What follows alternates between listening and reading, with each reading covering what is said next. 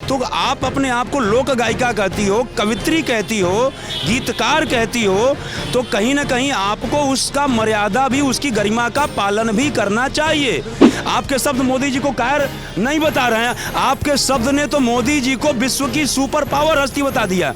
कैसे कि चौकीदारवा कायर बा, बनल जनरल डायर बा, भारत और पाकिस्तान के बीच में सीज फायर करतीन कैले ट्रम्प के हायर बा, हमारे देश के प्रधानमंत्री ने ट्रम्प को हायर कर लिया। ये मैं नहीं कह रहा हूँ, ये नेहा सिंह राठौर ने अपने गीत में कहा कि भारत और पाकिस्तान के बीच में सीज फायर करतीन कैले ट्रम्प के हायर बा। ये हमने नहीं कहा, नेहा सिंह राठौर ने कहा कि मोदी जी ने ट्रम्प को हायर कर लिया। इससे बड़ी बात और क्या हो सकती है। इसीलिए कहता हूँ, जब इन्होंने गाया था यूपी में काबा, तभी इनका इलाज हो जाना चाहिए था। साहित्यकार मैं भी हूँ। सवाल जो है आप सरकार से पूछिए, सवाल आप प्रशासन से पूछिए।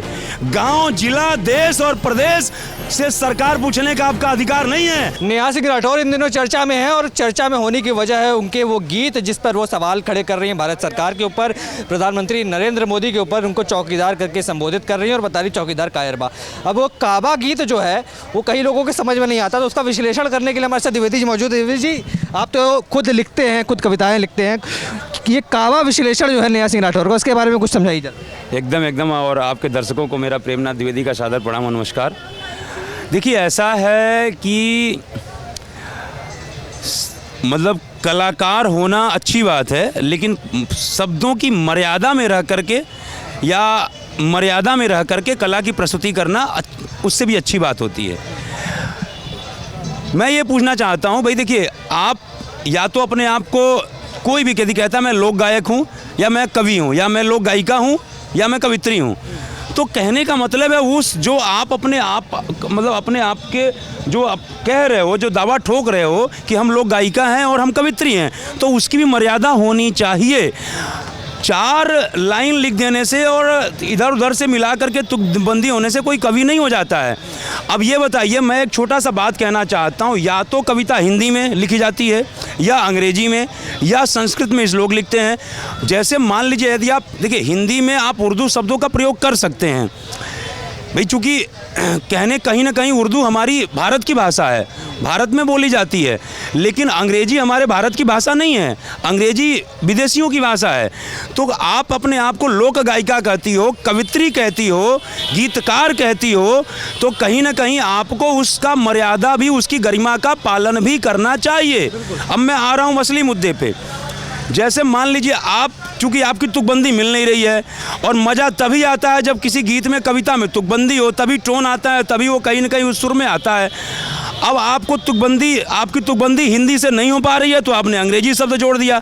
अब आप किसी कविता में हिंदी और अंग्रेजी दोनों शब्दों का आपने प्रयोग किया है, तो how you can say I am a poet of Hindi.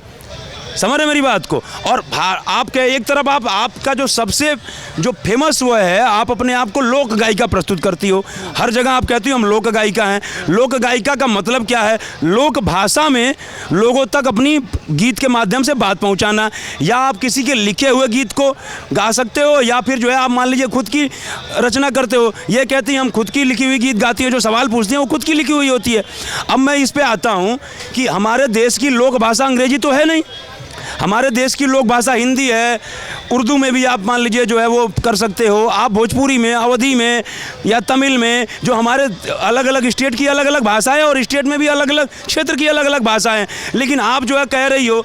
अच्छा देखिए, एक बात और मैं कह देना चाहता हूँ, सकारात्मक सोच के साथ किया गया प्रयास सदैव सकारात्मक परिणाम देता है, और जब नकारात्मक सोच के साथ आप कोई प्रयास करते हैं तो परिणाम नकारात्मक होता है। ये व्यक्ति टू व्यक्ति, मतलब पर्सन टू पर्सन डिपेंड करता है कि आपके उस प्रयास का परिणाम वास्तव में परखने की क्षमता है कि नहीं है। अब जैसे इन्होंने क्या कहा, इन्होंने, मैं बहुत ज़्यादा गाऊंगा नहीं उनके गीत की, लेकिन इनके शब्दों का थोड़ा सा मैं इस पर प्रकाश डाल देता हूँ। इन्होंने किन किन शब्दों का प्रयोग किया जब इन्होंने मोदी जी को कायर कहने के लिए मतलब इंडिकेशन दिया कि भाई मोदी जी कायर है, प्रधानमंत्री हमारे देश के कायर है। आयो दादा चौकीदारवा कायर बा, बनल जनरल डायर बा, भारत पाकिस्तान के बीच में सीज फायर करतीन कैले ट्रम्प के हायर बा। मतलब चौकीदारवा कायर बा, इसके बाद तुकबंदी क्या कहते हैं कि वो अंपायर बा बनल जनरल डायर बा। हर लाइन में तुकबंदी मिलाने के लिए अंग्रेजी शब्दों का प्रयोग। जनरल डायर, जनरल अंग्रेजी शब्द है, फिर जो है क्या कहते हैं जनरल डायर, उसके बाद क्या कहते हैं अंपायर, फिर कायर, फिर हायर। आप समझ रहे हैं, अंपायर भी अंग्रेजी शब्द है। तो एक तरफ जैसे कि आप ये दिखा रही हो कि मोदी जी, आप कहना चाहती हो मोदी जी कायर हैं, लेकिन आपके शब्द मोदी जी को कायर नहीं प्रस्तुत कर रहे हैं। आपके शब्द मोदी जी को कायर नहीं बता रहे हैं। आपके शब्द ने तो मोदी जी को विश्व की सुपर पावर हस्ती बता दिया।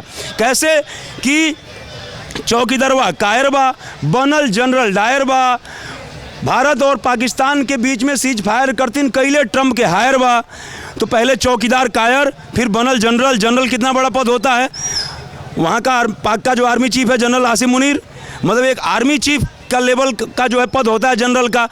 अब जो है क्या कहते हैं कि जो लोगों को आदेश देता है, तो चौकीदार और जनरल में ज़मीन आसमान का फ़र्क हो गया। आपने सीधा चौकीदार से जनरल बना दिया मोदी जी को, और जनरल के बाद आपने क्या बोला, मतलब ये क्या कहा अंतिम लाइन में कि मोदी जी ने ट्रंप को हायर किया है।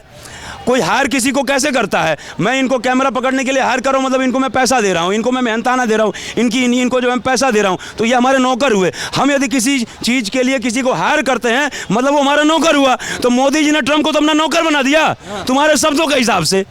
तो इसीलिए कहते हैं नकारात्मक सोच के साथ कोई प्रयास करते हो तो परिणाम भी नकारात्मक आता है। आप तो बताना चाह रही थी मोदी जी कायर हैं, लेकिन आपके शब्द ने यह बता दिया कि मोदी जी ने जो विश्व के सुपर पावर कहे जाने वाले ट्रंप को, सबसे बड़ी हस्ती विश्व की जो है वो पावर, सबसे बड़ी हस्ती ट्रंप को कहे जाने वाले को मोदी जी ने अपने काम के लिए हायर कर लिया। इससे बड़ी मोदी जी की और देश की क्या जीत हो सकती है? हमारे देश के प्रधानमंत्री ने ट्रंप को हायर कर लिया। ये मैं नहीं कह रहा हूं, ये नेहा सिंह राठौर ने अपने गीत में कहा कि भारत और पाकिस्तान के बीच में सीज फायर करती कैले ट्रंप के हायर बा। ये हमने नहीं कहा, नेहा सिंह राठौर ने कहा कि मोदी जी ने ट्रंप को हायर कर लिया। इससे बड़ी बात और क्या हो सकती है? इसीलिए कहता हूं, जब इन्होंने गाया था यूपी में काबा, तभी इनका इलाज हो जाना चाहिए था। साहित्यकार मैं भी हूं। सवाल जो है आप सरकार से पूछिए, सवाल आप प्रशासन से पूछिए। गांव, जिला, देश और प्रदेश से सरकार पूछने का आपका अधिकार नहीं है। आपका अधिकार वो देश को जो चला रहा है उससे पूछने का है, देश से पूछने का अधिकार नहीं है। समझ रहे मेरी बात को? उसी समय इनका इलाज हो गया होता तो इनकी अकल ठिकाने लग गई होती कि कविता कैसे लिखा जाता है और कविता की प्रस्तुति कैसे की जाती है। और एक बात और कह देता हूँ, जैसे ख़त्म कर रहा हूँ अपनी बात को, कि अरे भाई, यूपी में काबा की जगह योगी सरकार में काबा, उत्तर प्रदेश की भाजपा सरकार में काबा, तब भी आपका सवाल पूछा जाता, तुकबंदी भी बन जाती, लय भी बन जाता। भाई जैसे यूपी में काबा वैसे योगी सरकार में काबा, तुकबंदी बन गई आपकी। हर लाइन में आपका आ जाता सवाल, तो योगी सरकार में काबा, योगी सरकार में काबा।